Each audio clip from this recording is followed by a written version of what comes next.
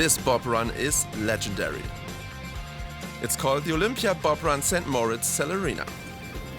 Some say it's the finest of its kind. For me, it's going to be a challenge. I've signed up to go down in a 4-man bobsled. Now that I'm standing right next to the bob run, I'm not quite sure if it's such a good idea to ride down here with a bobsleigh. At first I thought it's going to be great fun, but now I have some doubt. I came all the way to the Engadin Valley at an altitude of 1850 meters in the Swiss Alps. The run has to be rebuilt every winter. The world's only natural ice track starts in the winter sports paradise St. Moritz. I won't climb in with just anyone. I'm going down with the Swiss bobsledding legend and Olympic silver medalist Marcel Rohner. Oh, grüß dich. Willkommen. Hi, welcome to our bobsled run. Deine Füße kommen So, auf. your feet stay on the footrests, in particular the 2 up in front and the 3 right here. Then you sit upright and your hands go on the rubber grips so you can get a good hold. Right. Now just slide your feet to the right and left past the pilot. Precisely. And sit down. So this is the position you should be in. But with your hands inside, right? What should I do during the run? Do I have to do something? You can't move around much with the 4 of us in there. You can move your head, and you should use this run to get a good look around.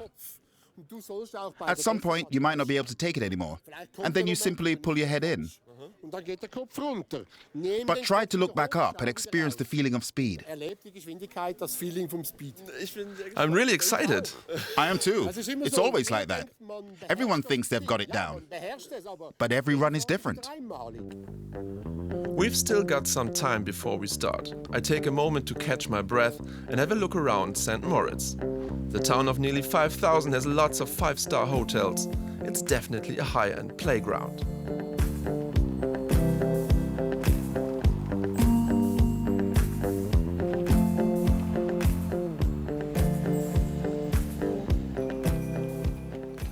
Alpine winter tourism was all but invented in St. Moritz. I take one of Switzerland's oldest funiculars up the mountain to learn more. St. Moritz became a favorite with tourists during the summer, especially British visitors. Tour guide Susi Wieprechtiger tells me what brought them back in the winter as well. One hotel owner made a bet with the tourists that the sun would shine in winter too. Otherwise, he'd pay their travel and lodging expenses. The sun did shine and the guests came back. They marveled at the wintry alpine landscape from the summit of Mortas Muragel. Winter tourism began in St. Moritz in 1864 and 65. The locals like to come here too. We were the first in Switzerland to get electric lighting. We had the country's first power plant and first electric train. In a sense, we were the pioneers back then, and that's what we try to be today too.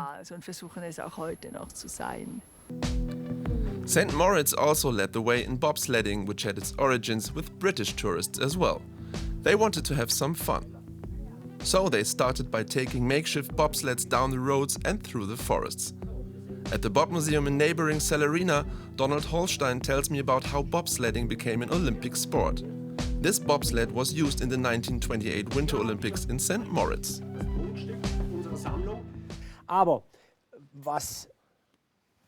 The main problem during this era was that the curves were only somewhat elevated. So at the slightest steering error or other problem, the crews got thrown out of the track. In St. Moritz, that meant into the forest, and on other runs, into the bushes somewhere. Back then, bobsledding was really life-threatening. Today, it's a lot safer. I have nothing to worry about on my dry runs anyway. On today's bob runs, with the super elevated curves, you've got to deal with G-forces along with everything else. That wasn't the case before. And when you're subjected to 4 or 5 Gs, it's much easier to steer with these ropes than with some kind of steering wheel. They're far more sensitive. The steering ropes are very responsive, so they're the proper way to steer a bobsled. Does that mean when we are going down the run that the slightest mistake could be dangerous?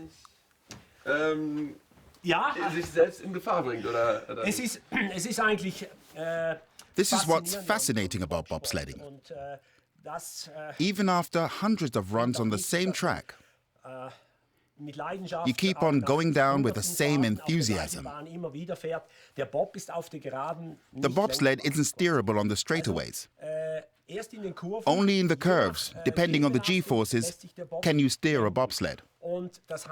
So every run is actually an improvisation. Every run is a little different. That variation in gravitational forces is especially true for the Olympia Bob Run St. Moritz-Celerina. The course is the same every year, but the track itself is never exactly the same. The Bob Run was built for the first time in 1904, making it the world's oldest. It's the only one made exclusively of ice and snow. It needs no concrete foundation. 15 builders start work every winter after the first snowfall. Using just shovels and bulldozers, they complete the new track within 3 weeks. I take a closer look together with former bobsled world champion Françoise Plotza. What kind of challenges does the use of natural ice pose for the pilots if the track is a little bit different every year? You always have the same image in mind from the previous year. Then when you come back in December, you go down again and you have to readjust and learn its quirks. That's the attraction. This is a natural ice track, and it's the last one in the world.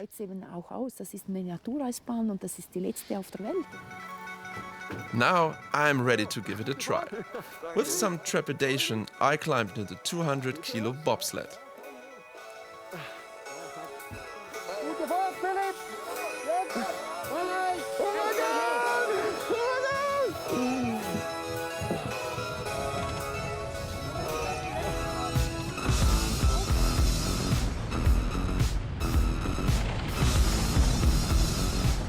In the curves, I'm subjected to nearly 5 times my own body weight.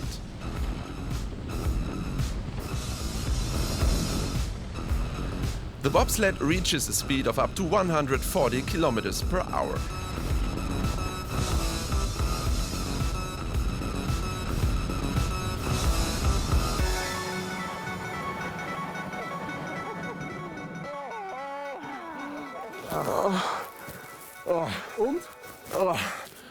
It was amazing. It was like the weirdest thing I've ever done. My legs are shaking, they're still shaking, and I don't know what to say. It's just unbelievable, really unbelievable. I have survived a ride down the world's oldest bobsled run. Would you give it a try?